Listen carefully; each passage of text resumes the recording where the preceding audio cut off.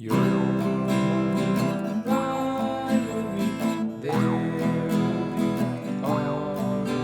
Your movie, my movie, their movie, our movie. Your movie, my movie, their movie, our movie. Yeah!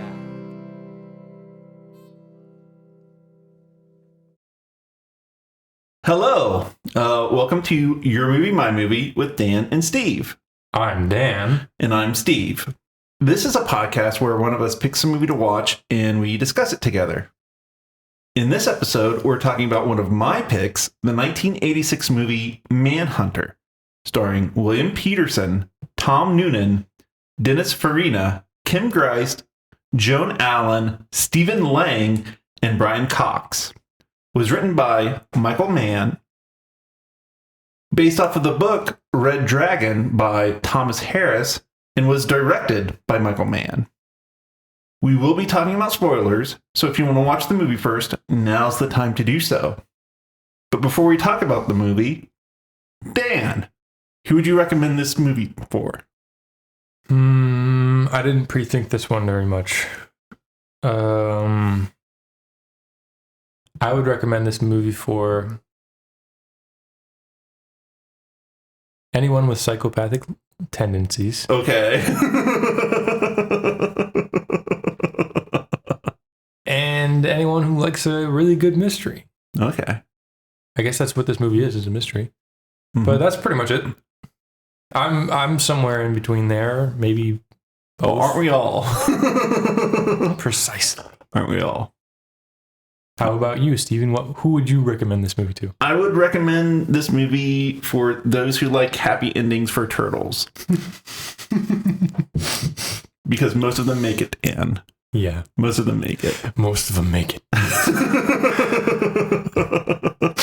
Getting choked up just thinking about it. Because that's what this movie's really about. It's really about saving them turtles. I like that little detail. It was a good little detail. Well, I mean, it's the save the cat moment of this film in screenwriting. There's actually the Save the Cat books teach you how to screenwrite, and the reason why it's called Save the Cat is because there are beats that every movie needs to be a good movie, and one of them is the Save the Cat scene, where the hero has to save a cat in some way in order to show that he's a hero and a nice guy and relatable and all that other stuff. And in this movie, this movie has it because Will Graham, the protagonist, and his son are setting up cages to protect sea turtles on the beach. So, and that's how they decide to portray that. Mm-hmm. This is a nice detail, living in Florida.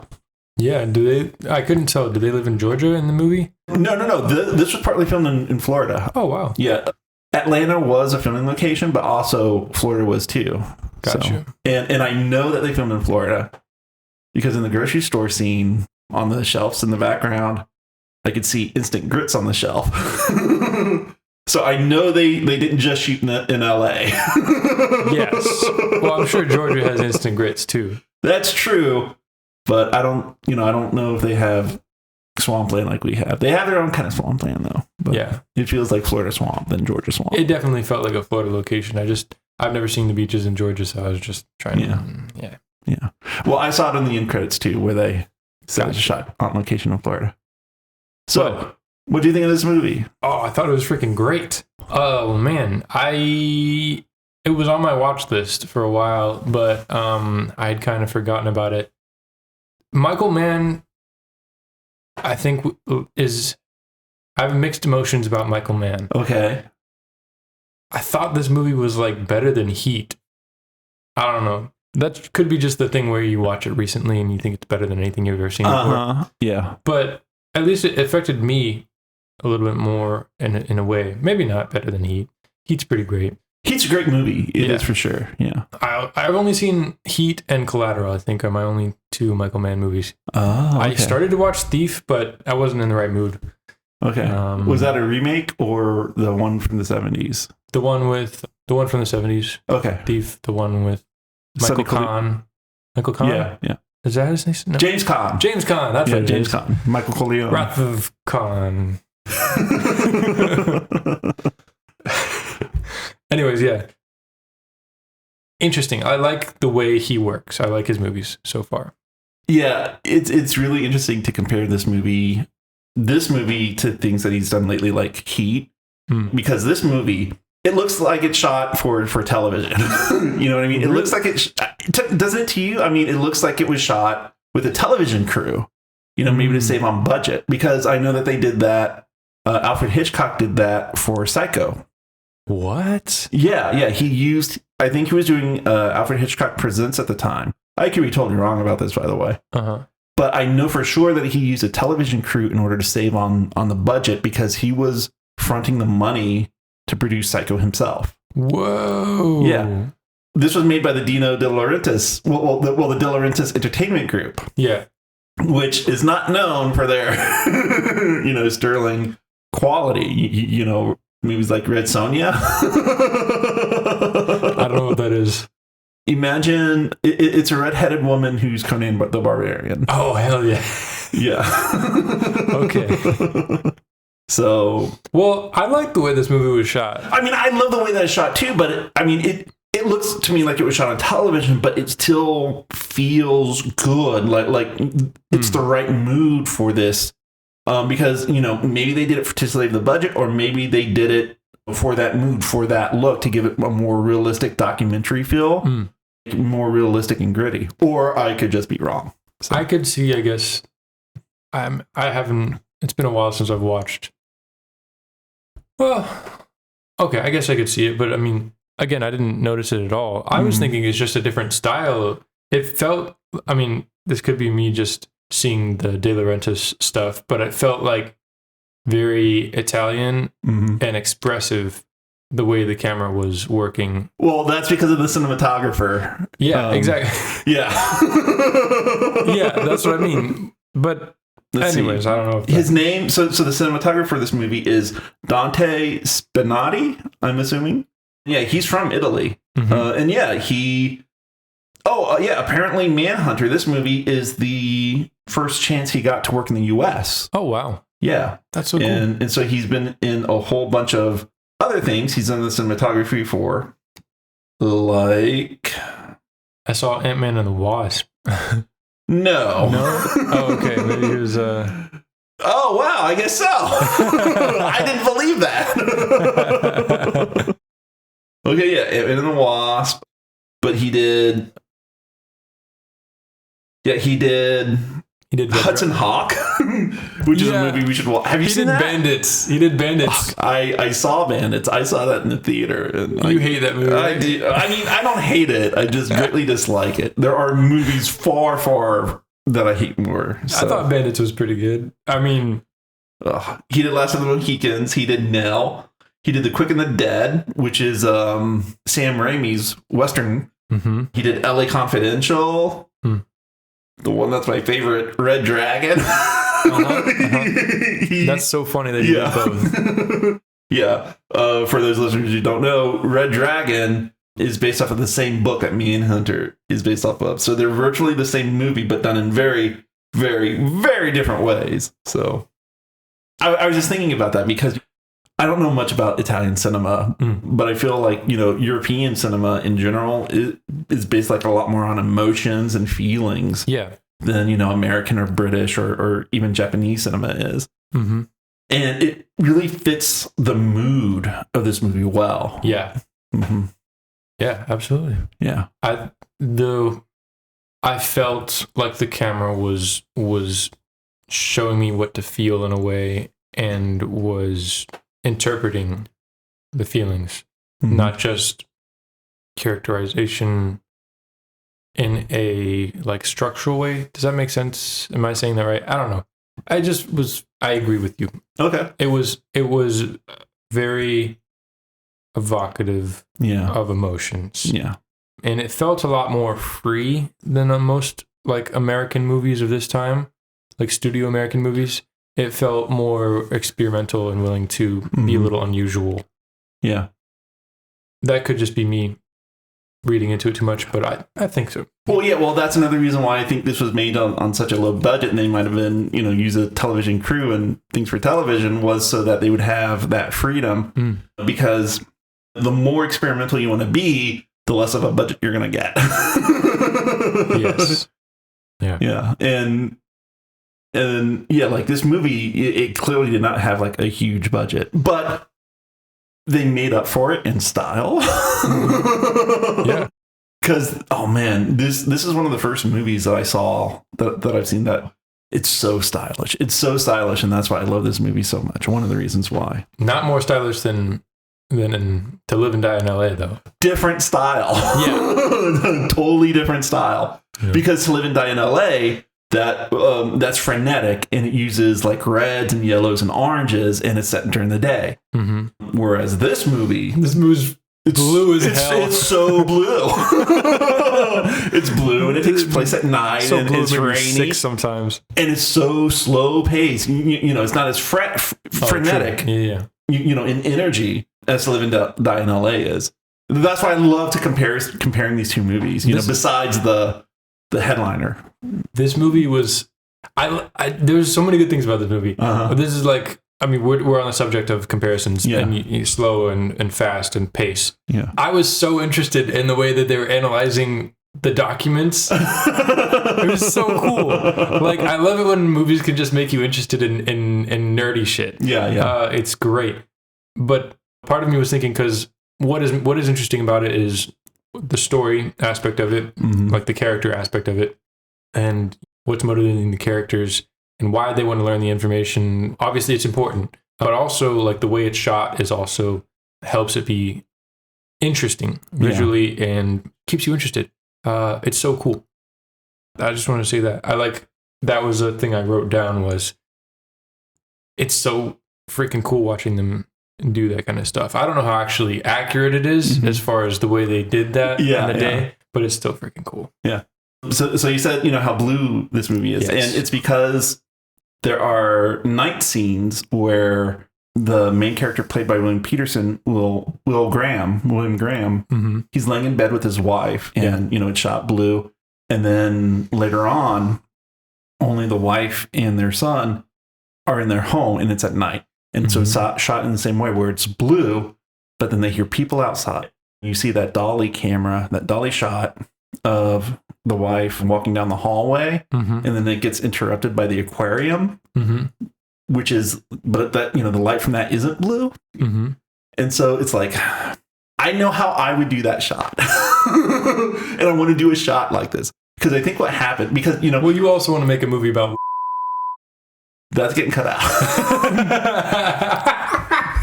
But just go with me. Okay, go ahead.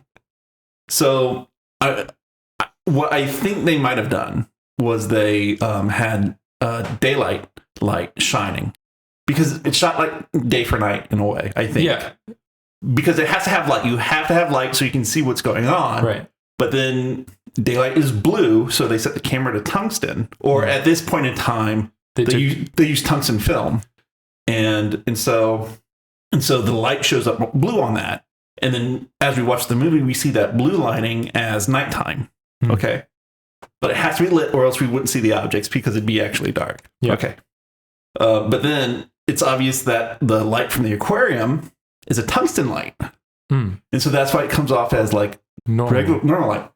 So I don't have a story for this, but the shot that I want to do is like, I want to have a home or some kind of interior, and have it lit with daylight light, with the camera set to tungsten, and then have people with flashlights, and the flashlights are set to tungsten lights. So it looks like it's dark and then it's at night, but wherever they shine the light, it'll be illuminated, even though we'll see what's in the dark because it's actually lit, but by blue light. I see. Yeah. Wouldn't that be a cool shot? That would be cool. Yeah. I like it. Yeah. And you know me, I don't think about cinematography a lot. Yeah. So if this movie gets me to think about cinematography, it has to look good. It has to look good. It has accomplished something. Yeah, it's a great movie to look at. And do you want to go by this movie like just by category? like, cinematography and so on and so forth? Sure, but I also want to get into like the story and the characters. We can talk and about that in stuff. screenwriting. We can talk about the screenplay and stuff like that. Okay. Because another great shot, and it's just the lighting. Well, let's not. Let's. Well, I don't know. No, go ahead. You're on it. Okay. Because like the other best shot. Well, there are 3 great shots. That was one of them because of the blue. Just the blue. And then the second one is when Dollarhide is waiting for Reba outside of Reba's house, and she's brought home by the other guy that she works with. And then they walk. They don't notice Dollarhide. And then the 2 of them walk up to her door, and he reaches to push to take some pollen off her sweater. Yes. But he sees it as them kissing and making out. Yes. And then it's backlit. And they're freaking like exploding with light. Yeah. It's so cool. Yeah, isn't that great? It's great. They're like, their faces are like glowing from behind, they're like within almost. Yeah. I mean, it's extreme backlight, but it's like, it's so cool. Yeah. That shot was amazing. And then that great song plays.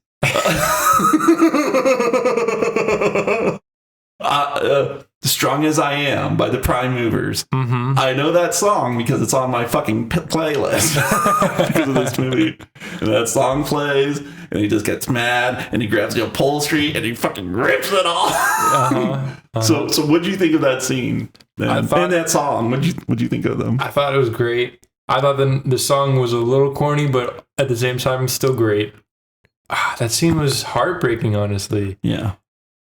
Because you really see him almost get the chance to be a human. Yeah. And then just nope. Yeah, I call it redemption by getting laid. You know what I mean? Because he's like, so what happens is like, he's this, what is it, 6'7"? He's a 6'7" guy who had a cleft palate, and so he was bullied as a kid, and that's what messed him up, and that's why he thinks he needs to change and to become, and that's why he kills these families, and especially the women. And yeah, I mean, I just love that scene, and I love that song. And if I had any balls, I would put it on my make out list, my make out mix. Because ridiculous. I think it's the perfect song. I think it's the perfect song to play. Oh my gosh. When you want your partner to ask, is this person going to hurt me? And am I going to enjoy it? Oh my gosh. Isn't it a great song for that, Dan? Sure, yeah. Okay. Yeah, probably. I don't remember the song well enough, but... Oh, I can't forget it. I love this song. I love this song. It's the best song in the... I mean, it sure beats the Heartbeat song. I wish I could remember how it went, but it went something like, the heartbeat. Yeah. The heartbeat. Listen to my heartbeat. Yeah. But they had it in it with something. 20 times. Yeah. Yeah. Great song. Great scene. Heartbreaking scene. Yeah. Redemption by getting laid. Yeah, I mean, it's one of those movies where for sure. The guy's weird. He's a little psycho. People mistreat him all the time. And so that's what drives him psycho. But then you have the love interest who comes in, shows interest in him, shows him, relates to him, treats him with kindness and mercy, maybe even fucks him, And so it's like, all these people, all these guys who are like just mean at everybody, maybe they just need somebody to love them and fuck them and get them laid. Yeah. You know what I mean? Yeah, he was an incel. Yeah. But a badass incel. I mean, the ending with a shotgun. That was insane. Okay, that was one of my critiques. You don't shoot a shotgun with one hand. Come on. Well, when you're badass, you do. That's true. That's true. And he freaking picked that guy up and just like, this is crazy. Yeah, that's because he is becoming, and they are all ants in the afterbirth, and they all owe him all, and I am in all of that motherfucker. You owe me my fear. No, you don't owe me fear. Oh, you don't owe me fear? You owe me your awe. Oh, shit. Yeah, that's what he says. That's what he says. That's such a freaking legendary line. I know, right? I use that line in my sound class. That whole speech that he did when he had Freddie Lounge strapped to the wheelchair. You're terrifying me, Steven. I should not have locked the door when we came in. You're fine. You're fine. Until I start making fun of you too much. We will not end this episode sealed with a kiss. Yes. Okay. So yeah. Gosh, we're all over the place. We are. That's great. That's great. And then the third shot, the third best shot. We're still talking about shots. Yeah. Okay, now, this isn't the third best shot. This is one of 3 shots that are the best. Mm-hmm. Okay. The other one is when Will Graham is starting to realize he's starting to get in the head of the serial killer. Right. And so he goes to the house of the family that was killed. Yeah. And like he goes through it step by step by what the killer does, and he puts himself in the killer's place, and then he goes up to the bedroom. Mm-hmm. And then he, in his mind's eye, he sees the woman laying in bed. Yes. And then you have the Zolly shot. Uh-huh. This has a Zolly shot. Mm-hmm. And then you see her eyes and her mouth, and it looks like there's, silver glass in them. Yeah. Reflecting the light. It's freaking amazing. An image I won't forget. Like, etched into my mind. Exactly. Another great shot. I mean, there's a few that I want to talk about. But, okay. I mean, it's the shot on the cover, basically. Mm-hmm. It's the face reveal of the killer. I forget his name. Dollarhide. But played by Tom Noonan, who was he's been in a few things. He was the villain in RoboCop 2, but he was also in Last Action Hero as the guy with the raincoat and the axe who killed Jack Slater's son in the movie. Okay. Yeah, he's also in House of the Devil, which is where the director, one of the directors of VHS, got their start. Okay. Yeah. He's been in things. I assume because he looked very familiar. I think I recognized him from Last Action Hero because I had that movie growing up. Mm-hmm. I haven't seen it forever though. The shot reveal was he's wearing the pantyhose or whatever that is. Yeah. But he's doing the freaking as above, so below hand. Uh-huh. Pointing up, almost angelically or majestic. I don't know. And then there's the freaking spiked orb right next to him that looks like constellations. And it's just he looks like some sort of weird god. And it's crazy. Mm-hmm. Such a cool shot as far as the blocking and positioning of his body and the objects in the frame. Fantastic. Yeah. Another shot that I thought was weird was whenever William, right? Will Graham. Will Graham is looking at the bed of the first victims that we see. Mm-hmm. It's just him and the wall, flat on shot. Mm-hmm. And there's flowers in the right hand side of the right hand side of the frame. And just looking at it, I was thinking, because I'm friends with cinematographers. Alice is one of our friends. We're going to get them on the show. But one of the things I was taught was you always shoot into the corners if you can, because you want depth, or shoot towards a window, or you don't want to shoot at a flat wall unless it's for a specific reason, I guess. But it just stood out to me because I was thinking about that. Mm-hmm. But it was a beautiful shot, and it was perfect for what it needed to be. And it moved me in a way. I don't know if it was that special, if it was just me thinking about it too much. Mm-hmm. But I really liked that shot, and I wanted to talk about that. But it was also interesting because it's just a blank frame, but we see him, we see his expression, and we see him thinking about what the killer is thinking about. We see him looking at the bed. And I think it elevates his expressions because there's only blank wall and some flowers. Yeah. That's all I wanted to say. And it's also set up for the Zolly, because you see him, the camera faces him head on. Mm-hmm. And so with the wall behind him and blank, like what you've been saying. Mm-hmm. But then the Zolly is the reverse shot, mm-hmm. where he's looking at the bed, right? And the Zolly makes it feel like he's getting closer to the bed, but without moving. Mm-hmm. So yeah, that's the reason why they do the head-on shot, is to set up the reverse shot for the Zolly, which is great. Yeah, but they use that head-on shot way earlier in the film, so you don't realize that it's the Zolly shot until you see it cut together with that Zolly shot in the last act. Oh, okay. So this happened at the beginning too. Yeah. Oh, okay. I didn't catch that. Yeah, it's a similar shot, But I think that Zolly shot actually showed part of the door frame. Okay. And the shot I'm talking about did not. Oh, okay. But, I mean, anyways, just a random thing. Okay. Well, we haven't talked about the opening image, which is the tail lights that were filmed, the tail lights of the car that were filmed with the same sense of menace and malice that David Lynch films ceiling fans.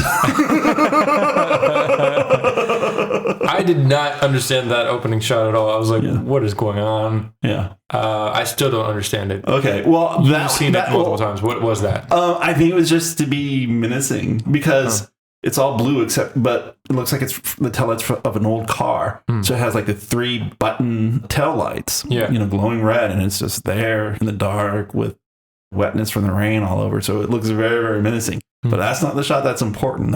It's the sequence after. Yeah, that's the most important, because then we see stairs lit by a flashlight, and it's a POV shot of what we learn to be Dollarhide. And they go up the stairs, and then we look in a woman laying in bed, and she's being lit by the flashlight, and it's a POV shot, so we are in the eyes of the killer. Yeah. Theme. Theme right there. And she's just stirring in bed and starting to wake up as the light shines in her face, and then it cuts to the titles. So and that's the opening shot. That was great. I need to rewatch it in order to get the opening, because I was confused with the opening. Right. Well, the taillights I don't think are as important. Yeah. They just didn't want to start in motion, I think. So they just picked the taillights. Yeah. Added atmosphere. Yeah. But I couldn't tell what I was looking at. I understand. Well, it was a very old taillights, from a very old car, because this was filmed in the 80s, and that looked like something from the design of the taillights looks like it came from something out of the 60s. So, yeah. Trying to think of other shots. I liked the opening shot after the credit sequence in the beginning, which was just the blue sky. Then we pan down. Yeah. And then we get... well, one faces the camera and one doesn't, which I think is interesting. But it sets us up well for the over-the-shoulder shots. Yeah, which are to follow. Yeah, it's Will Graham, an FBI agent, Jack Crawford, played by Dennis Farina, who I fucking love. He's in Midnight Run. He's also in Law and Order as a detective. And he also took over they did kind of a Unsolved Mysteries reboot. And he was kind of the host for that. Interesting. Yeah. He was also the voice of Wildcat in the Justice League and Justice League Unlimited. Well, Justice League Unlimited cartoon show. Oh. Yeah. Been a while since I've seen those. Yeah, I love his Chicago accent. I wrote down framing feels Italian. Well, yeah, I mean, oh God. Well, it's such a beautiful shot too, because it's just a great big branch drifted up on the beach. And like you said, Will Graham is on our left, facing the camera, and Jack is on our right, facing the other way, and they're talking to each other. Yeah. So it's really cool that we don't, I don't know, it's just nice when things are withheld from us and we wonder what's on the other side of what's his expression. Yeah, we don't find out what's going on until the end of this movie with anything. What happened with Will and why he has all this angst about. So what's happening in that scene is Jack Crawford is an FBI agent and Will Graham is a profiler. And Jack is trying to get Will to come in on this case with the serial killer called the Tooth Fairy, who is actually Mr. Dollarhide. And, we don't know why Will Graham doesn't want to come back until he talks to his son near the end of the movie. I think we know a little more earlier than that. We get pretty good clues. Well, we get clues, but it doesn't get said until he has to explain it to his son. Yeah. And that's when we get the ton of backstory. Yeah. Yeah. Which is the way you should do it. Yeah. I mean, we didn't even need that backstory. We really didn't. So maybe you shouldn't do it that way. I don't know. But I mean, if you are going to do it, this is a great way to do it. Some things are important and some things aren't. It's like, I'm in. You got me in. I'm already in. Yeah. I want to see what happens. So I also liked the blocking of those shot reverse shots right after. Just because, like, it's weird, but, like, we get, like, Will's shirt on the left of the frame, and then the other FBI agent on the right of the frame. It's just weird because usually you wouldn't just have a shirt taking up half the frame. So that's why I think it felt, again, not conventionally American studio cinematography, but it was great. Yeah, this movie is anything but perfect. Yes, it's a messy movie, but to its benefit. It's like, this is what Michael Mann can do with, like, obviously a modest budget. But we've seen what he can do with a big budget and big name actors. It's like, don't give him as much money next time. just don't, and see what he can do. He's really interesting. I think. Didn't he directed what was it, Miami Vice, the show? Well, he was the executive producer of it. Yeah, I looked it up, and he did that. That started in 1984. Okay, that's when that started. And then we get To Live and Die in L.A., which came out in 1985. And that was accused of William Friedkin trying to be Miami Vice. Trying to do his own version of Miami Vice with that movie. And then Michael Mann comes out with this movie. Which... That's hilarious. Yeah. Because it takes the main character. Well, and maybe that's why it was made with the TV crew, because... Yeah, I was Miami just about to Vice, say that. Look at you. That's so cool. Yeah. Well, I also heard that when he did the Miami Vice movie, that he used digital television cameras or something like that.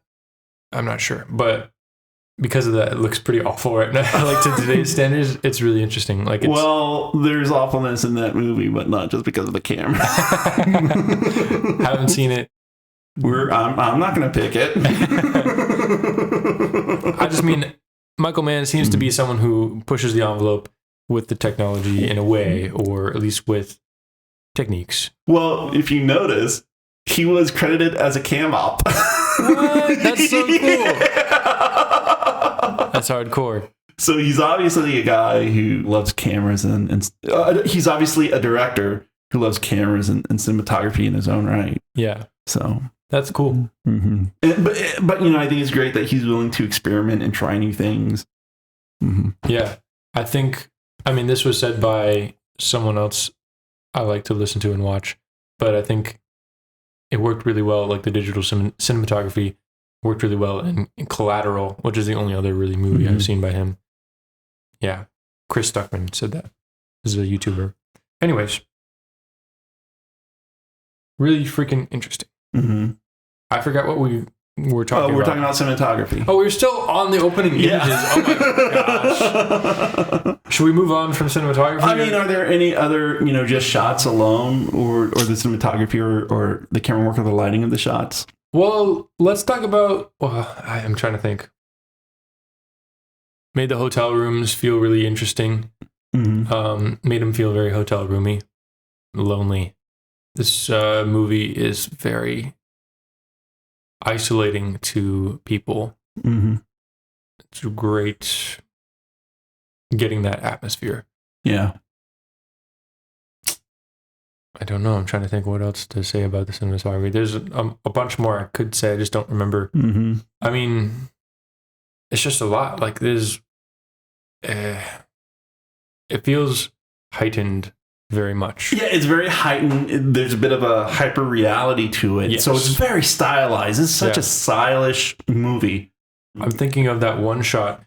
The killer and his new girlfriend are on the dock. I love that shot. That's a freaking great shot. Because, that's not just a great shot. It's great directing and great everything. We get him... I'm specifically the part where he's like, well, when can I see you again? And she was like, and then you see him react immediately to that. And he kind of like takes a step back and is like, don't worry about it. You obviously don't want to see me again. And then she says, you can come over to my house next time. And it's like, it's wonderful because you don't get that through words. You get it through like an utterance or two. And the blocking, and it's wonderful. Yeah, and it's a very far shot too. Yeah, it's far away. It's beautiful with the sun in the background. Yeah, it's crazy, crazy location that they chose, because it's a massive boat, ship right there. But it's just this orange, yellow, sunrise looking shot, and it's gorgeous. But it's all done through body language and those few utterances. Yeah. Just fantastic. Again, directing and acting and all of it. Another good use of, well, lighting in a way, I guess. But it's a scene with the guard after. Oh, yeah. Yeah, he looks back and he doesn't see anything because you hear things, and then he looks back and then looks away, and then you see in the tunnel the orange light reflecting off the wall. Yes. And then the guard turns again and he goes, "Oh shit!" and he runs away, and then it becomes that head-on shot of the flaming of Freddie Lounge's flaming body stuck in the wheelchair, rolling down the tunnel until it literally hits the camera. Yeah, and you can see. Well, you don't see the plexiglass, but you can see that it's plexiglass because the flammable gel that they use. When it comes to a quick stop, it like flings onto the plexiglass. Yes, it's so cool. It's so badass. Oh, so good. So good. Yeah, great shot. Wonderful. Fantastic shot. And again, that direction that we're looking at the light of the thing coming around the corners. Yeah. So cool. That setup. Yes. Just with the visual. Yeah, that was awesome. So cool. Yeah. I loved that too. I wrote that down too. Okay, wonderful. I was like, oh, it's the sunrise coming up. That's kind of cool. And they do other kind of cool things with light, like when they're studying the toilet paper message. And then there's that one guy with the laser beam. Yeah, they're all lit by a laser beam. It's great. It's insane. Hey, if you have a laser beam, use it. Well, this was the 80s, so for sure. Yeah. Freaking awesome. Okay. I'm trying to think of what else to talk about as far as, there is a lot to talk about. Yeah. I do want to talk about, let's just jump there now, if that's okay. Yeah. How messy this movie was, because you brought it up. Yeah. I don't know. We don't have to get too crazy into it because we want to get to the story. I want to get to the story. Okay. But you already said it. Like the movie was maybe made better because of it in a way. But you have like these shots where, for instance, William is looking at the TV and there's like a jump cut almost. You said maybe it was a missing frame. Oh, with the editing. Yeah, I think what happened there was I think like they were doing takes, and like maybe the bad half was a bad take of one shot, and then the early half of another take was a bad, or maybe what happened was they were filming and they kept it rolling, but there was something in the middle that they had to cut out, so they just cut it out and let the jump cut stay there. I was thinking maybe he looked at the camera for like a millisecond or something like that, because I think I may have cut out a frame where someone looked at the camera before and stuff like that. Yeah, and they didn't have anything to cut to. Yeah. That's why you need there's cutaway shots. You have to have those cutaway shots. That's what I was so that's what I was going to bring up was this cinematographer did an amazing job. Yeah. Amazing job. However, you could tell they didn't get all the coverage they maybe could have used because there are those messy mistakes in the way it's filmed. I'm trying to think of what else. There's just a few other places I noticed. This could be anything, and I couldn't be imagining it too. But whenever they're in the supermarket, in that emotional talk between William and his son, William is in front of some high fiber cereal for most of it, and then for like one line. Or no, there's like we cut to his son and then we cut back and he's in front of a bunch of cans. And I don't know if I made that up in my head or if he was moving or what, but I'll have to look for that next time. Yeah, it wasn't anything that took away at all. It was well, if you're paying attention to the cans, you're not paying attention to the movie, you know what I mean? So, yeah. Yeah, but but we're also filmmakers ourselves, and and for some reason I was already looking at it. I wouldn't have noticed if I wasn't already looking at the high fiber cereal in the background. Well, I noticed the instant grits, so I guess we're both just Anyways, there's other shots like that or little bits that I think were cut together weird, maybe because they didn't have all the coverage they needed, which I think is fine because it still worked out fine. Yeah. And the movie still completely emotionally impacted you and everything in every way that it needed to, I think. Yes, absolutely. It reminds me of like when movies, and this movie did it in like one particular place, well, I don't know. It's whenever they do slow motion in post. Mm-hmm. So they didn't film it in high speed, but they slow down the frames. Mm-hmm. And so it looks blurry. And so it looks choppy at the very least, or blurry. And sometimes it works, and sometimes you need to do that. Sometimes I like hate it, but sometimes the movie just calls for it. And so that's one of those things where you, even though it isn't perfect technically, in the technical way that they did it, it still works. Mm-hmm. Yeah, so that's just a way, sort of example, microcosm for the whole messy filming. Right. And it's whenever he freaking the killer comes through the Mars, the giant thing of the Mars. It's a little corny. It's a little corny, but it's also a little badass. It is a little badass. It's like, whoa, he's the red dragon coming out of the freaking red planet. Yeah. Whoa. Yeah. Sorry. Well, I mean, I was wondering, like because I never noticed that before. That it was a poster. I didn't realize it was a poster until Joan Allen's character like brushes against. He's trying to pull her away, and she tries to grab at it, but she can't grab it because it's just paper. Mm-hmm.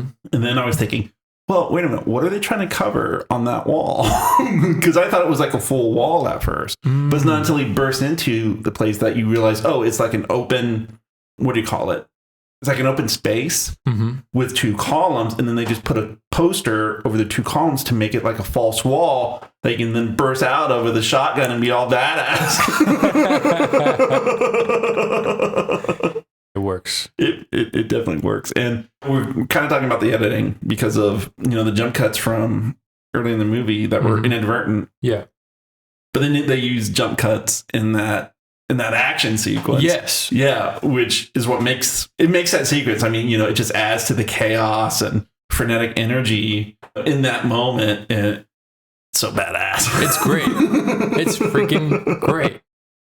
One thing I will say, why did he have to run through the window instead of just shooting him through the window? I mean, maybe he didn't want to hit the lady or whatever, but well, I was trying to see how well he jumped when the squib like breaks the sugar glass. I think they did a good job. Yeah, I think so. Yeah, I didn't notice it. I was trying to see if that was a stuntman or if that was really William Petersen. I'm pretty sure it was a stuntman because I think he had like a heavier beard than William Petersen. But yeah. But it was a badass shot too. I mean, he needs to get after him. He needs to go after him. That's why he does it. Time's running out. Manhunter. He needs to hunt the man. That's right. Before he kills again. Mm-hmm. Yeah. And he needs to satisfy his own bloodlust. Well, he thinks maybe.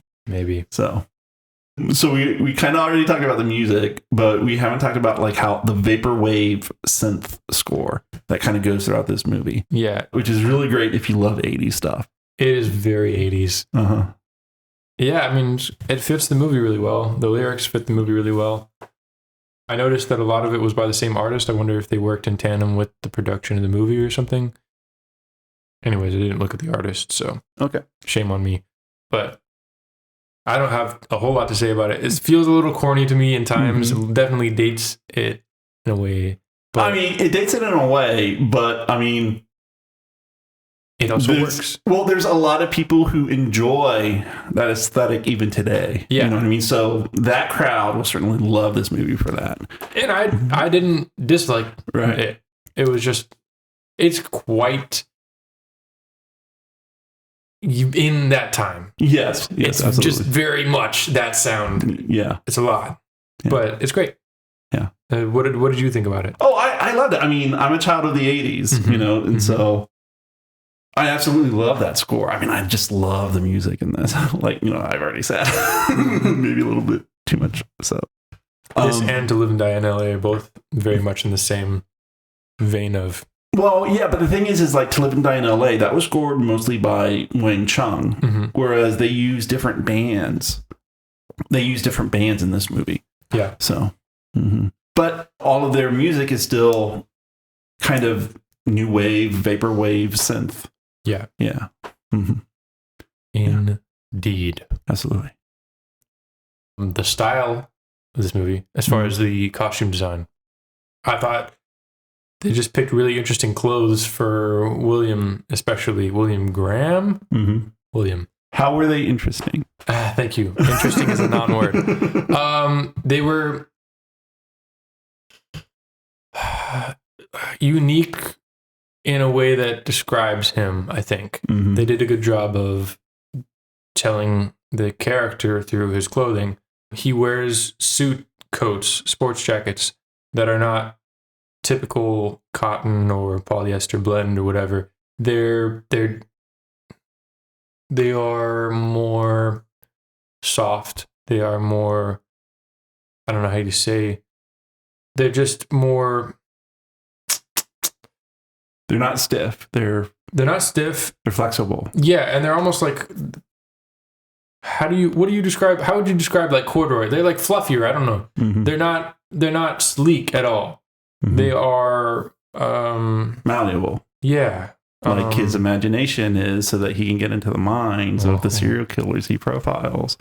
And also, they're just unconventional. Yeah. Mm-hmm. I think. And he doesn't wear typical white shirts underneath either, or blue shirts. He wears green plaid, or, sometimes like a blue shirt with like a really interesting tie as well. It's just the costume, his costume in particular, his suits were really cool. I liked them a lot. And that's something I noticed. Well, Michael Mann, he was the executive producer of Miami Vice, and one of the most famous things about Miami Vice was its costume designs. Oh. Just look up Don Johnson, because he's wearing like a single color like suit, but it's like a sports jacket and pants, and I think he's wearing like shoes without socks and looking absolutely badass. So yeah, just look at stills of the style, and that certainly was an influence on this movie for sure. Like Miami Vice is way more stylized. They kind of tone it down for this movie, but you can still see the influences, especially in Freddie Lowndes. Because he has that bright blue suit with a brown tie. Yes. Yeah. That's as loud as he is. Yeah. And the killer also wears these like crazy stylized shirts. Yeah, but that's for a reason. Yeah. To show that he's crazy. Absolutely. What do we talk about next? The acting? What are you thinking? Well, do you want to talk about the story and then talk about the acting? Sure. Yeah, I think that'd be the best way to go. Okay. We don't have to talk about like the plot, but necessarily. Right. Do you have anything you want to start with? Well, so the plot of this movie is very, very quickly, or as quickly as I can. Yeah, sure. Will Graham used to be a profiler for the FBI. He is able to get into the heads of these serial killers and help the FBI catch them. And one time he was trying to get this serial killer. He realized that it was a psychiatrist, Dr. Hannibal Lecter. But Hannibal Lecter knew that Will Graham was onto him, and so he tries to kill him, but not before Will Graham attacks him. And so they're both found, and then they're taken away. And Will Graham goes into the hospital, and that's when Freddie Lowndes comes in and takes pictures of it and publishes it in the Daily Tatler. So that's how they know him. And Will Graham has trouble getting Hannibal, because he had to get into Hannibal Lecter's mindset. He has trouble coming out of that and goes to a psychiatric hospital for a while. And then he's out. He went in too deep and he can't do it anymore. He has a family to think about. And now he's out. Well, now his friend at the FBI, Jack Crawford, he's dealing with the Tooth Fairy killer. Who's killing families once a month. And so on the full moon. Yeah, on the full moon. And so, which is great because that's a ticking clock for this movie. And so Jack Crawford is able to convince Will Graham to come onto this case. They just need it because of the ticking clock. And so he tries, but he's having trouble getting back into the mindset. So he visits Dr. Hannibal Lecter to try to get the feel for it again. Hannibal Lecter, well, the Tooth Fairy, they contacts Hannibal Lecter, and they're able to communicate through personal ads on the newspaper. And then Hannibal Lecter is able to get Will Graham's home address and tells it to the Tooth Fairy. So now his family is in danger. So they take his family away and put them in safety. And then they try all these ways to try to trap and get the Tooth Fairy, but none of it works. And while this goes on, the Tooth Fairy, we find out that that's Dollarhide, Mr. Dollarhide. He meets Reba, who's a blind woman who works at the film processing place. Mm-hmm. And he kind of courts her. And that doesn't go too well. Well, it does go well. Well, it starts off well, but then he has misconceptions that cause it to go bad very, very quickly. Mm-hmm. And it is only when Will Graham commits himself into fully getting inside the mind of the killer that he realizes that the killer is somebody. So one of the ways that he gets into the mind of what's happened is he's watching these home videos. Mm-hmm. They were filmed on home film. They were filmed on film and then converted to VHS. Mm-hmm. And so he's watching these, trying to figure things out. And that's when he realizes the serial killer watched these movies too. So the serial killer must be, a part of the processing, the VHS processing. And so that's when they catch on to him. And then there's the big fucking shootout. And yeah, so that's the plot of the movie. The plot too is William is wondering the entire time, if he is a monster. Yeah. And why is he able to get into the minds of these serial killers? Is it because he just has the imagination and empathy to be able to do so? Or is he actually a killer himself, especially when he allowed Freddie Lowndes to be bait and then get Freddie Lowndes killed indirectly? Yeah. Which is kind of the theme of most of Michael Mann's work, is that balance between how bad is the good guy and how good is the bad guy, and that they're almost the same person. Yeah, they're almost the same type of person. Yeah. I mean, it's in Heat, it's in Collateral, I'm assuming it's in Thief. I'm trying to think of it. It's definitely in this one, but it's kind of like the classic inside story of the character of the detective, is that they are someone on the edge of society, just like the people they are hunting. Mm-hmm. And I think it's interesting that they choose the title Manhunter for this film and not Red Dragon, because it's a more spot on to the character story of William and the fact that he is a manhunter, and it's not about the killer as much as it is him, and he is a manhunter. He is someone who hunts men, but he doesn't necessarily kill them, or at least that's not his job. Right, yeah. But is he a killer? I just think it's cool that they used that as the title. Yeah, you could almost see this, like, so this didn't, I get, apparently this didn't do very well at the box office, but it became a cult classic, especially when it was like showed on like HBO and all of those movie channels. That's where I saw it for the first time. Oh, okay. And, I only remembered it because of the scene with the woman with a glass in her eyes. That's what made me remember it. Wow. And then when the internet came around, I tried to look for it and I hunted it down. So in a world where this movie was a success, you can almost see like sequels to this where it's like Manhunter, and it's like each movie is a different case of them trying to go after a serial killer. Right. And that would have been really cool, especially because with the title, the title is based off of the protagonist, whereas Red Dragon, that's based off of the villain.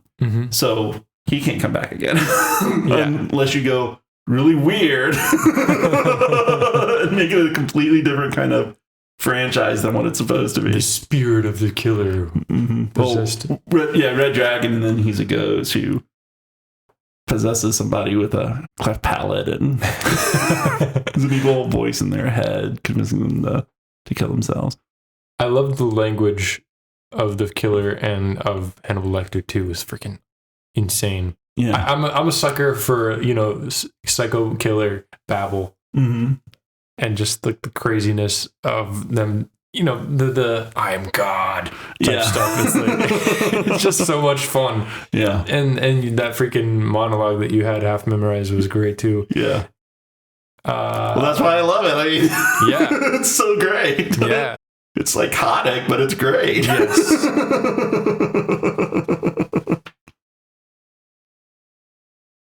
I guess we're talking about story still, right? Yeah. I love the freaking exchange, our first exchange with Hannibal Lecter. Mm-hmm.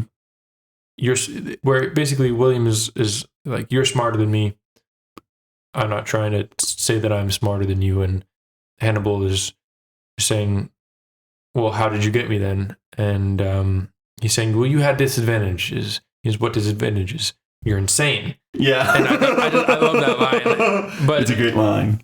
But then later on, at the very end of their conversation, Lecter pins it further and says that if you want the scent, smell yourself. Yeah. I wrote that down too. As in, the reason you're so good at this is because you are this. And if you want the scent of if you want the scent of a killer, smell yourself. Yeah, and that's what Hannibal Lecter's trying to do, because also remember, Hannibal Lecter is a psychiatrist. Mm-hmm. So he knows how to read people. Mm-hmm. He knows how to manipulate people. Yeah. So he's trying to manipulate Will Graham into thinking that he's a serial killer, mm-hmm. whether he is or not, mm-hmm. just because Hannibal Lecter himself is a psycho killer. But it's great too, because they both killers sort of do share an admiration for him. And I think that's part of like the synergy. Yeah, it's the classic Moriarty Sherlock type thing. It's the classic Pacino De Niro Heat thing. They're foils to each other. Yes, they're perfect foils to each other. But I like that because they're both able to imagine these horrible crimes. Mm-hmm. It's just that Hannibal Lecter has to act on them, mm-hmm. whereas Will Graham, he does it to save lives. Yeah. I also like that the two killers get to talk. It's really just interesting. I mean, they don't exchange much. But well, I mean, that feels a little contrived, but I'm still in. You know what I mean? Yes, absolutely. So, watching it, though, I didn't feel like it was super contrived. Mm-hmm. I didn't notice it much. Yeah. But talking about it... I don't care. I don't care that it's contrived. I'll put it to you that way. Yeah. It's cool. It kind of wraps everything up in a bow, and keeps it in a closed system, which is really, really good for storytelling. I did wonder how the frick he just got a phone call. I don't know. Well, what happened? Wait, who? Hannibal Lecter. Well, he's able to. Well, they give him the phone so that he can talk to his lawyer. Is the thing. Gotcha. He can still talk to his lawyer. But what happens is, you saw he pulled the thing apart. Yeah. He pulled the phone apart and was able to get an outside line. Yeah. And that's how he's been manipulating everything. Mm-hmm.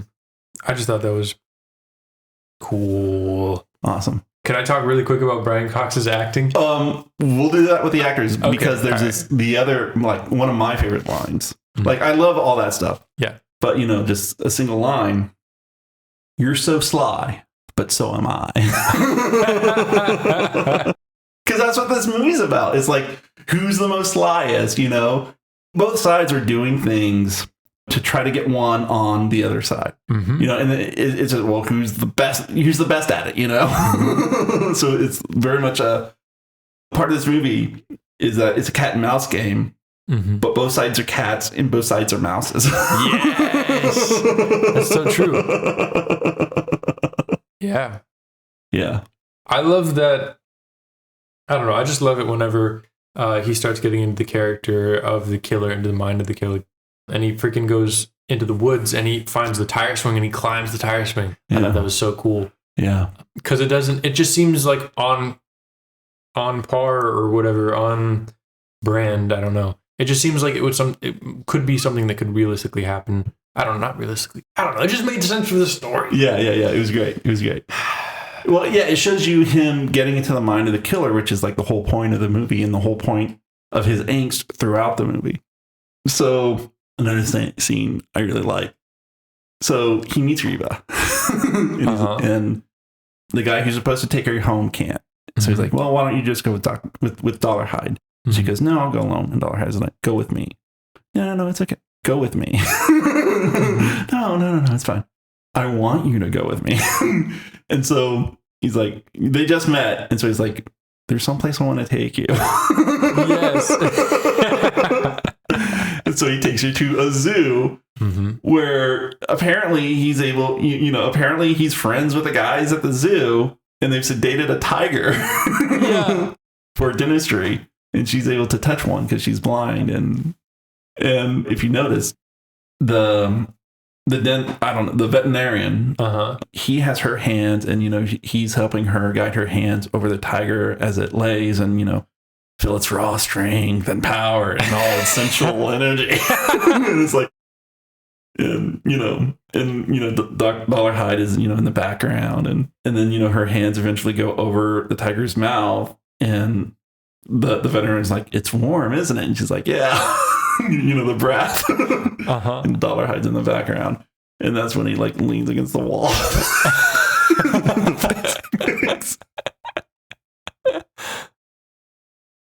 Which is great. But if you notice, after Dollarhide and Reba goes to his house where he's watching the home movies of his next victims and getting a chubby from it, and then Reba throws herself on him. They just met, but she doesn't know. Man, that's so weird. It's so weird. It's so weird. It's so crazy. Yeah. I don't know. It's just crazy. It's crazy. I love that though. Yeah. Because we sort of get this empathy for him, even though he's the worst. Yeah. but we do get this like, oh my gosh, if this had happened, 2 years earlier or whatever, he might not have killed anybody. Redemption by getting laid, I mean. Yeah. But the thing is so we cut to later and they're laying in bed naked with each other and Reba's asleep. Yes. But Dollarhide's awake. And then if you notice, he takes her hand and then he puts her hand over his mouth. Yes. It's so good. Just like her hand was over the tiger's mouth. So he's seeing himself as the tiger with all that psychosexual energy. And that's not at all what I was thinking. Really? Because whenever they first met, she's like, can I touch the cliche? Oh, touch your face. Yeah, can I touch your face? And he's like, no, he grabs her hand because he doesn't want her to be able to identify him. Yeah. Well, he has a cleft palate and the scar from it that he's afraid of, he's self-conscious of. That too, I think. I think it's both. He doesn't want to be seen by her because he's going to take her home. Yeah, well, there's that great line. I want to touch your face to see if you're smiling or if I should be quiet. Trust me, I'm smiling. I should put that on the shirt. That's great. But I love that because I saw it as him feeling accepted by her in a way. Yeah. Because he's like, okay, I'm showing you who I really am. I'm letting you see me the way you see, which is not actually what blind people do. But, I thought that was, and that's him. I mean, because you see him, he starts crying when that happens. I think it's both. I think it might be both. Like, he is the tiger as well, just because the tiger is symbolic of energy and, sensuality also, but also power, untamed power as well. Yeah. Which he certainly fucking is. Yeah. But I never realized that about touching his face too. I think it might be both. Yeah. Yeah. I agree. But yeah, the reason I thought about it was because they even say, they psychoanalyze him and they say that he wants acceptance. Yeah. And I just thought that was really interesting. We get this vignette of his life for like a few minutes. It's really interesting. Yeah. And it doesn't happen until the thing to note about when that happens is it's right after Will says that he's going to be alone and he's like dedicated himself to putting himself in the mind of the killer. Oh, if you notice. That's true. Yeah. So, his family's all tucked away safe. They're in Montana with his wife's father. And he's not going to let them come back until he calls them.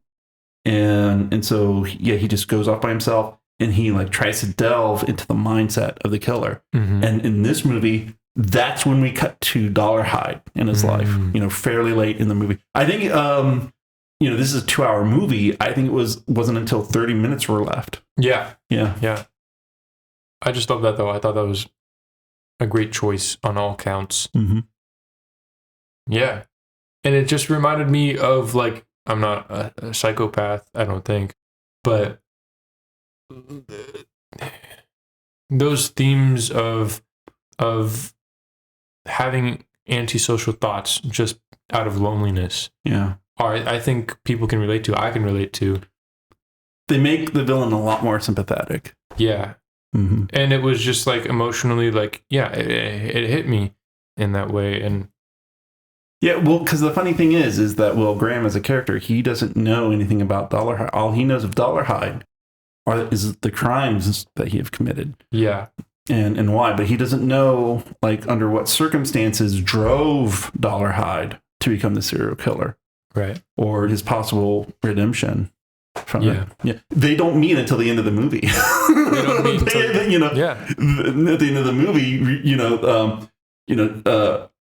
Will Graham, he bursts through the window and he's able to shoot Dollarhide.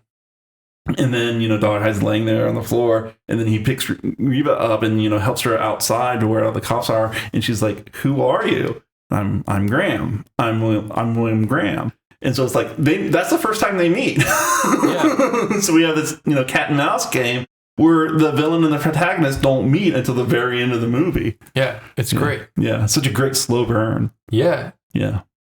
The thing I thought was cool, I wish they would linger on it a little bit more. Mm-hmm. Was whenever Graham does finally kill the Dollarhide, I wanted to see his face for longer. Yeah. Because I was thinking that he would be thinking, or I just wanted to see his face for that moment of, am I the killer? Or that decision of in his head, I'm not a killer, but I have killed this person. Yeah. That's true, because on the car ride there, he's putting the basically cop killer bullets into his handgun. And Jack Crawford, he's like, "You don't need to do that, Will. You're not going to shoot him. We're going to let the SWAT team handle that." Mm-hmm. And it's like, well, and he's just silent. Well, no, that's not what happens. It's not what happens at all. Mm-mm. SWAT team gets murked. Yeah. But another question is, would the SWAT team have gotten him if he hadn't blown their cover first, Oh, yeah. Because he just jumps in all guns blazing, but would they have been able to snipe him with no casualties at all? I don't know. That's a good point. But either way, they get him in the end. Mm-hmm. And it wouldn't have been half as cool. It had to happen that way for the story. Mm-hmm. I'm not even critiquing it. I'm just thinking it's an interesting bit of character, I think. So question. What did you think about the third act twist? The third act twist. What was the third act twist? Well, the killer was seeing the movies that Will Graham and Jack Crawford were watching. I thought it was cool, but I expected something along those lines. Mm-hmm. So it didn't. It wasn't anything super spectacular to me. I loved it. It still gave me the same emotional impact, because the characters are figuring it out, and I just love it whenever the characters figure it out. Mm-hmm. But it wasn't that insane of a twist to me. It wasn't that crazy interesting. Okay. Because I know of movies about like serial killers who have work in photo labs, like the one with Robin Williams as a killer. I haven't seen that movie, but I just it's a thing that the idea I've heard of before. Yeah. And I was thinking he was the veterinarian. Because he was talking about their animals, and he knew that they're animals. No. So the reason why he meets Reba is because Reba is able to handle film in a completely dark environment, which includes his light sensitive film that you use to film at night during the dark. Yeah. And so he asks her for some film, and he's like, "Well, what do you need it for?" And it's to document the activities of nocturnal animals. Yeah. He's talking about his victim. Yes. Yeah. Because in the beginning, we get those shots of him taking pictures of the people right before he kills them. Oh, yeah. Mm-hmm. So that's, again, why it wasn't a complete surprise. But I was thinking, because of the tiger getting a cap, and I was thinking he'd work with animals, but... Yeah. Yeah, that comes a little out of nowhere, but that's okay. That's okay. It says a lot. It does. I just, Oh, what other? There's another. Hold on. There's I think there might be a dramedy somewhere in there where we just learn about the friendship between Miss Dollarhide and the veterinarian and how all that happens.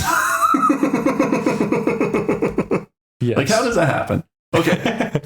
Oh, I just wanted to talk about, again, that scene whenever they're in bed and she's asleep, but he's awake. Mm-hmm. He feels her heartbeat. He goes and he puts his head on her chest to feel her heartbeat and to hear it. And I think it's both because he wants to make sure she's alive and he's not dreaming. Because he's only had sex. I don't even know if he had sex with the dead bodies or whatever, but he's fantasized about the dead bodies. Right. And those are the only women who he's been able to get near. And so now he's like, oh, this person's actually a live body who's interested in me. Yeah. And that explains the ending of the song, Heartbeat, Heartbeat. Yes, and the tiger, heartbeat? She listens to the heartbeat of the tiger as well. Yeah. Thought that was a nice little bit. One quick thing about the story. Okay, yeah. So we learned in the third act twist is that the guy who's handling the movies that the cops are watching is the serial killer, right? Yes. Well, there's an allusion to that in the beginning of the movie where the policeman, he drove Will Graham to the house where the most recent family was killed. And he's like, yeah, we got you a hotel. We hooked it up with the VCR. And there's the VHS from the families that you can watch. That's at the beginning of the movie. Yeah. It reminds me of something that, let's see, Nicholas Meyer, he is the director of Star Trek II, The Wrath of Khan, and Star Trek VI, The Undiscovered Country. And I listened to the director commentary for Wrath of Khan, and he says, yeah, if you want the audience to know something but forget it, put it at the very beginning of the movie. Yeah. Because they'll pick it up, but then as the movie goes on, they'll completely forget it until it becomes relevant again. Yeah. And so that's why in Star Trek II, The Wrath of Khan, which you haven't seen. I've seen The Wrath of Khan. Oh, you've seen it? Okay. Well, I never know. Yeah. No, that's okay. But that's why he has the Kobayashi Maru sequence at the beginning where it looks like the entire crew is killed. Because what happened was it got leaked that Spock was going to die in Star Trek II. And so what he did was he had that sequence to make it look like Spock died. And so the audience would say, oh, well, that's where Spock died, but he didn't really die until the very end of that movie where he died. So he brought that out. The audience forgot it, and then it came back up again. So pay attention to the beginning and try to remember things. And if the movie is good, there'll be a payoff later. And if the movie is good, you'll actually forget about it. Because a lot of times... That's true, too. A lot of times I'll see it in the beginning, and it's so obvious. I'm like, that's how they're going to die in the end. Oh, yeah. Like, as much as I love Knives Out, I'm trying to remember. Like, there's just that tapestry of knives behind. Oh, okay. I knew that was going to play in at the end or something like that. I'm trying to remember, but like sometimes, and that wasn't the worst example, but sometimes when you're watching movies, okay, they're showing me this in a close up and that's going to come into play later. And then it's going to be the thing at the end that saves the hero or whatever. And it's really annoying. So it's nice that when you're able to actually forget about it. True. Okay, let's talk about the acting. Well, I mean, first I wanted to talk about Petersen. Well, what's his name? William Petersen. I like him in this movie so much better than To Live and Die in LA. Well, do you like him as an actor or do you like his character? I think both. Okay. I think both. Because in this movie, I don't know if it was... Okay, again, I don't know. I don't know for sure. Because it could have been his character. But I just hated watching him in To Live and Die in LA. I hated it. Because it was like he was trying so hard to be a macho action hero. And it just didn't work for me all the way. Okay, I understand that. But in this, and also his character is just aggravating as hell. Yeah. So it could have been a little of both. Right. Or maybe it was the character, all of it. But this movie, I liked his character much better. And he was a lot more subtle, I would say, in this movie. And, I mean, he was subtle in To Live and Die in LA in some ways. But I just like... You would not think that the actor of the character in To Live and Die in LA is the same actor who plays Will Graham in Manhunter. You know what I mean? Yes, as far as their personality. Yeah, for sure. So he did transform his personality a lot more. Between those roles, Yes. But I thought he was great in this movie because he's so reserved. But we do, again, get to see him thinking. I don't like, and this was a problem with the script probably a little bit, and it's a mixture of the time period, the script, and the acting all. But he freaking talks out loud and explains what he's thinking. Well, he has to. I mean, he has to some of the time. But I think they do it a little too much sometimes. Well, you got to get the audience to understand what's going on in his head, and the only way that they can do that is if he narrates it out loud. But I think he sells it well. You know, I think he sells it well because, you know, he does it with a lot of emotion, but it calls for that emotion because he's trying to bring this killer to justice. You know what I mean? And you feel how he feels about the serial killer. You know, you know, you son of a bitch. That's what you did, didn't you? Well, that's my least favorite part of the movie was when he's like, you watched them all goddamn day long, didn't you? Oh, God, I love that shit. I hated it. It took me out. Wow. Okay, interesting. Because it's like you're just explaining directly to the audience. It's you're not trusting the audience. I don't know. I think they could have done that without those words of dialogue. Okay. I think they could have shown it without it. Because he's climbing up and we see his eye line. We see him seeing it. Well, the thing is, though, is that his thought process is what's leading him to these conclusions that will solve the mystery. And so that's what we're hearing is his thought process that leads us to that. Okay, but they didn't need to do it as much. Maybe. It's one of the things I love about this movie, though. That makes sense. I mean, it's not like Christopher Nolan's Dark Knight. You make your own luck. I mean, it's not that bad. I mean, it's just telling the thought process, which you have to do through dialogue in order to convey it to the audience. Yeah, I think it's also the struggle of converting a novel into a movie. Yeah. That's part of it too, I think. Yeah. That reminds me, though, that luck line that you just said from The Dark Knight or whatever. Uh-huh. His wife says an incredible line, which is, luck is time, which I thought was insane and really, really cool. Just a way to think about time and a way to think about, I don't know. I love when movies make me feel like there's something transcendent about life and there's something more to life than life. You know, that's what I think is special about fantasy and belief and religion and things like that, is because I don't know, there's a special feeling with that. It almost makes you feel more meaning in a way. But I just love that line. And there's a few parts in this movie that made me feel that way, which is incredible. But yeah, I'll see if I wrote it down. But yeah, time is luck. I know the value of every single day. Yeah, that's a great line. It's beautiful. Mm-hmm. And then you see like their embrace, and it made it so much more powerful.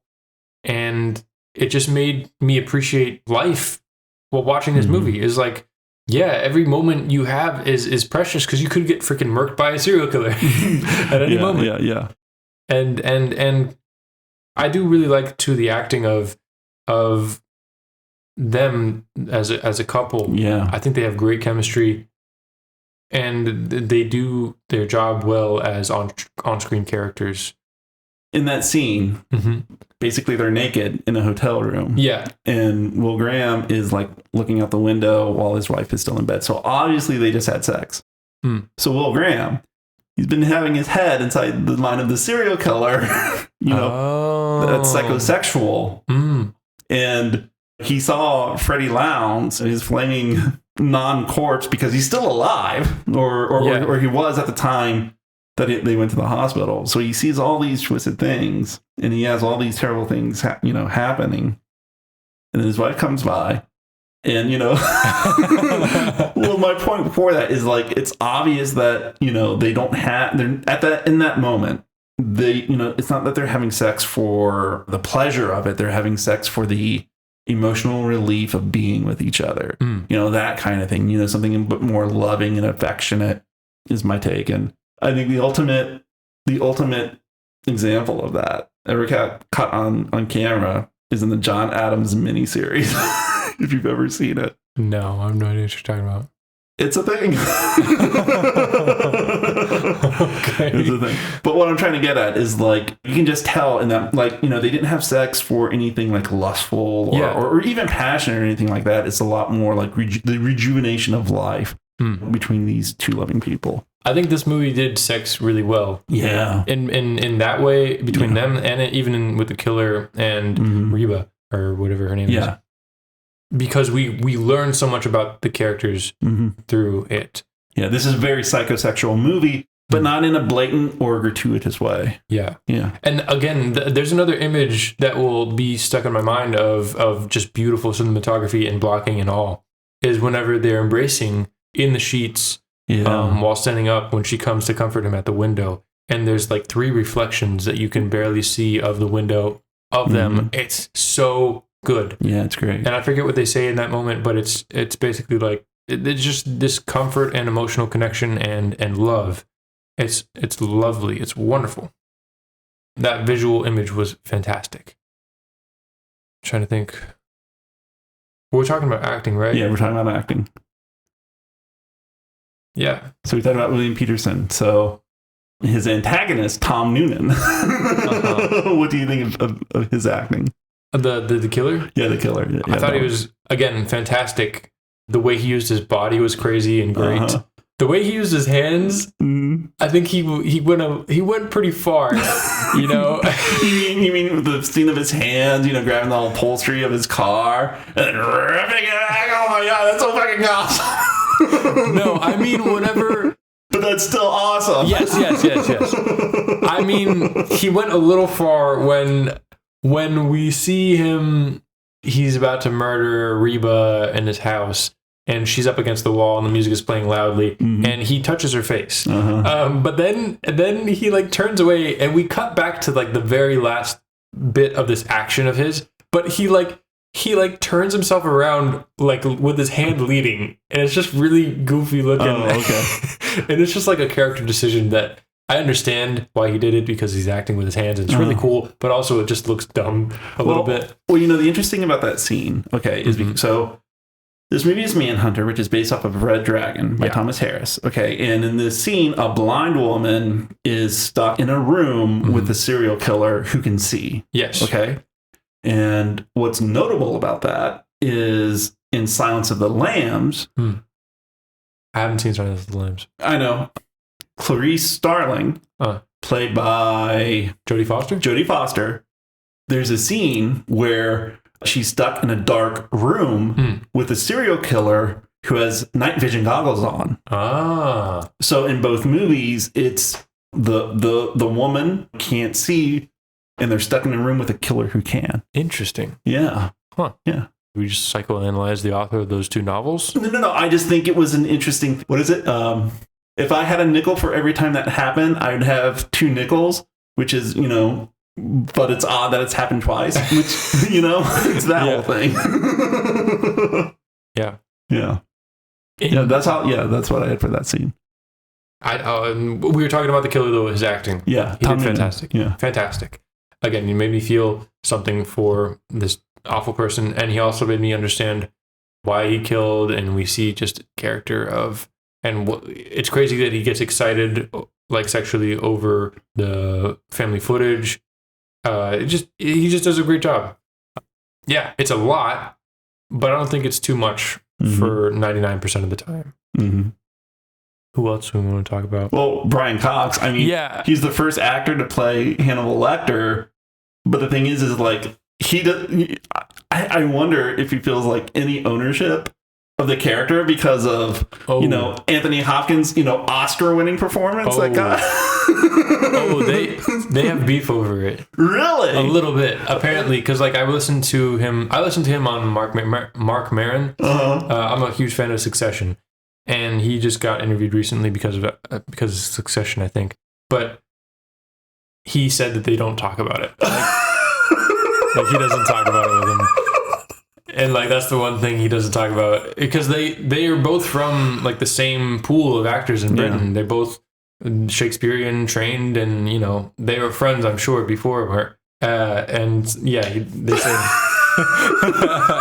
which I think is hilarious. Well, I mean, I just love that Brian Cox, this is like a cult movie that nobody watched at the time, and not many people know about it now, but he still feels that owner. Yeah. It's fucking awesome. Keep carrying that grudge, Brian. Keep carrying that grudge. I'm down for it. I mean, I love it when actors do that, though. I mean, we're creative people. Yeah.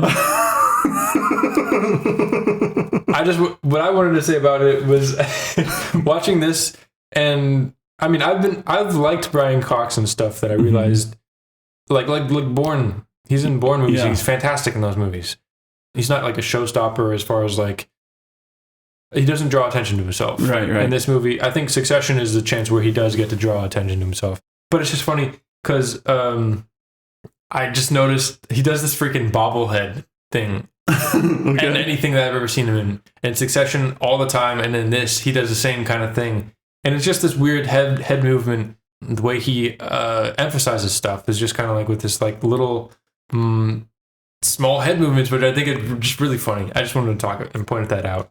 Okay. But he's great as this. He's very understated, I would say. Yeah. Well, he doesn't need to be. I mean, he doesn't need to be anything but with this. Yeah. I think the scene, the shot where we get to see the most insanity in him is, I forget if it's after. I think it's after the guy leaves, who grabs the telephone, maybe. But we just get this handheld shot. Yeah. And it's one of the rare handheld shots I feel like in the movie, maybe. But it's a handheld shot, and you can just feel the frame moving up and down a little bit. But it's just of his face, and his face is back a little bit. It's tilted back, and his mouth is just hanging open, and he's just looking straight ahead. And that's it. And it's not even like he's doing this insane acting, but you just feel something. Right. And again, I think it's because partly the camera is expressing it. And also, I think it is Cox's performance as well. What's great about that scene is Cox acting, especially his line delivery when he gets on the phone. Yeah. And then he's like, sorry, wrong number. And then he's able to get the operator, and he goes, I'm sorry, sir, I don't have the use of my arms. Could you connect me, with blah, blah, blah. And it's like, how are you using the phone? Like, because in my head, like, I don't know what I'm supposed to be thinking. Is he saying that, like, he's a double amputee who doesn't have hands, who needs to make a telephone? You know what I mean? Yeah. But that also goes with, Hannibal Lecter's fucked up mindset where he thinks that's normal. And then, just the way he talks to the secretary, well, I bet he has that Rolodex right by his phone. Well, could you put your little finger to the G section and look up Will? It's so, it shows his intelligence. His intelligence, but also, like, what is it? He's so condescending to other people. Oh, yeah. Because of his intelligence, and that's why he talks to her in such a condescending way where he knows all that thing is, but this woman who's there doesn't know, so he's obviously smart, and so that's why he's talking like so down to her. Yeah. And that's where we know, that's where where we find out he's a real psychopath, because the only other person he talks to is Will Graham, who's on a similar level to him. Yeah. Like, Will Graham knows that Lecter's going to play a game with him. Yeah. So they're playing a game with each other. But that secretary doesn't, she has no idea. And so, you can just tell the contempt in his voice as he's talking to the secretary. And that's why he's such a fucking psychopath in the scene, even though he's just asking for a home address. Yeah. That's not what I was picking up as much, but you pointed it out, and it's completely, I agree. And I thank you for pointing it out to me. I was thinking it's almost like he becomes an actor and he understands the human mind so well. It's cool too that he kind of just dips into this. He's also just so confident, just because I think, again, his intelligence and his condescension. But he does make these people believe him. Even if it's just like quick lies, he does make them believe him. Yeah. That he is getting this address for perfectly good means and things like that. Well, that's what sociopaths do. They're unable to relate and empathize with other people. They don't see people as people. They see people as objects. So to learn how to get along in society, they fake it. Mm-hmm. And then they watch how other people act, and then they emulate it, even though they don't truly feel it. Yeah. So, yeah. This is just a random question. Do you think are psychopaths typically higher IQ than just regular normal people? I don't think so. No.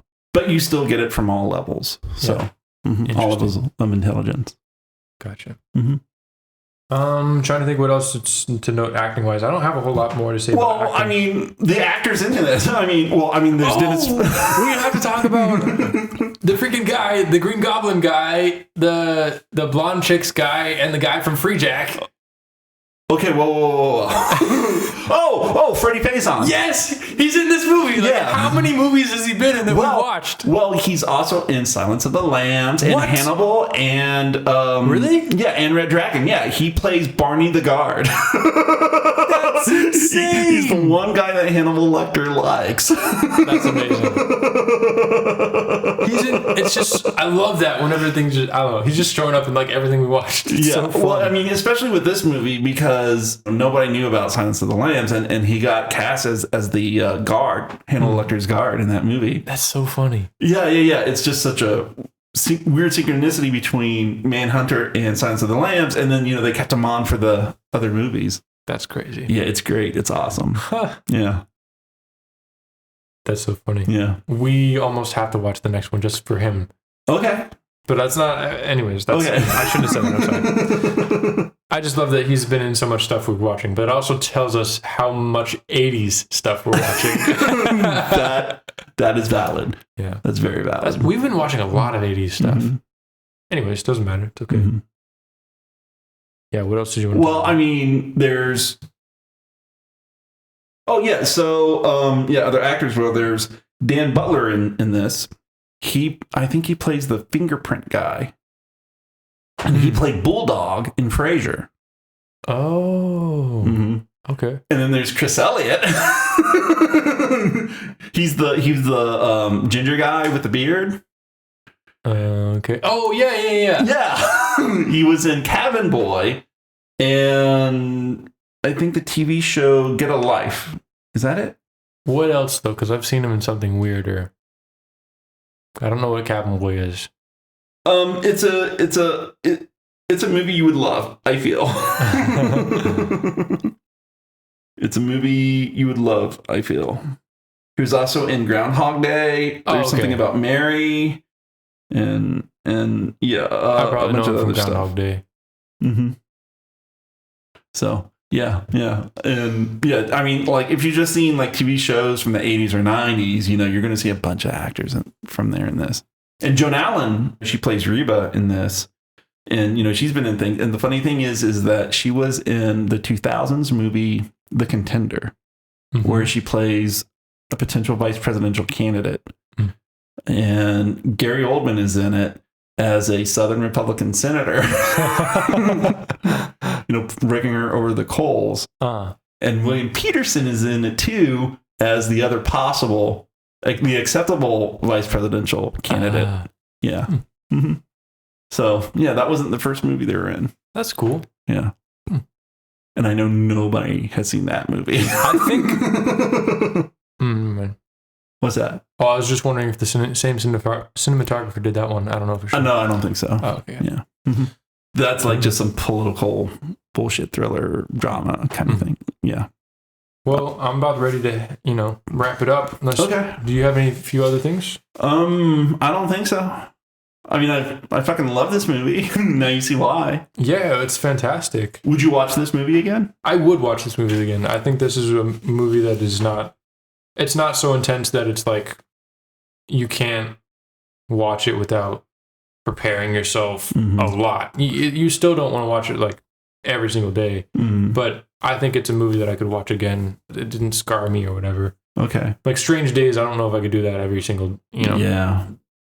Something like that. There's other movies I can't think of right now, but yeah, I think it's a well-balanced movie that I could probably watch again. I would like to show other people this movie. Yeah, it has a lot of disturbing content. I mean, that scene where Will Graham is on the plane and then he has been looking at pictures of crime scenes, and then he falls asleep. Yeah. But he's sitting next to a kid and their mother, and then the kid looks over and sees them all. Yeah, that's freaking nuts. That's a great little detail scene. I love that. Yeah. But yeah. I feel this movie is able to handle its subject matter very well without going overboard. And, you know, it's very interesting. Well, interesting is not a word. It's, well, I always say noteworthy instead, but I feel like that's cheating, and that's just me using a thesaurus. It is important to note. Okay, whatever. The thing is that the Silence of the Lamb franchise, the Hannibal franchise, it's a very powerful thing. I mean, but this is a precursor to it, you know, because it started with Silence of the Lambs, and then we got the terrible sequel, Hannibal. But then we got Red Dragon, which put this story in the mainstream in the way that Manhunter couldn't. And then after that, we got the TV show, which is a fucking ride. Because that one is set before Red Dragon. Oh. And the TV show is about Will Graham and Hannibal Lecter working together, profiling these serial killers for the FBI. That's cool. It's crazy. Sounds crazy. I think it is interesting just how interesting. It's okay. I think it's interesting how interesting this story is to the human mind, and why do we find it so fascinating and compelling? I just think it's a well-built story of, again, the beautiful foils, and it allows us to look at our dark side, our shadow selves, without saying that we are that. We are fascinated by the Hannibal Lecter side of ourselves, but we want to identify with Graham, or, you know, Jodie Foster's character or something. Yeah. Well, another thing about this is that after Silence of the Lambs came out, we got a couple of TV shows about criminal profilers, because we got The Profiler, which was like really mainstream, and it came out, I think, almost the same year as Millennium, which has, oh my God, he was in Aliens as the robot. I don't know what you're talking about. Sorry. I know what you're talking about, but I don't know the actor. I've only seen Aliens once a while ago. What's his fucking name? Guy Fieri. Lance Henriksen. Okay. Yes. So in the 90s we got The Profiler, which is a mainstream show, and then we got Millennium with Lance Henriksen, which was a spin-off of the X-Files. Oh. So we got these two shows about Profiler, and, you know, the premise with all of these shows is that the profiler, like, how close is he to the real killer, you know, and all that, and that's what the angst is supposed to be. But very rarely is it ever actually about that angst. And there's also another movie that kind of deals with profiling. It's called Citizen X. And it takes place during the Soviet Union, the Soviet era. And there's a serial killer, and this one Russian policeman is trying to figure out who it is. But the thing is he's not getting a lot of support from the Soviet government. Because during the Soviet era, they didn't have crime, because the Soviet Union was perfect. So there was no reason for there to be crime. So if you did a crime, you weren't a criminal, you were a mental patient. And that's kind of how they treated it.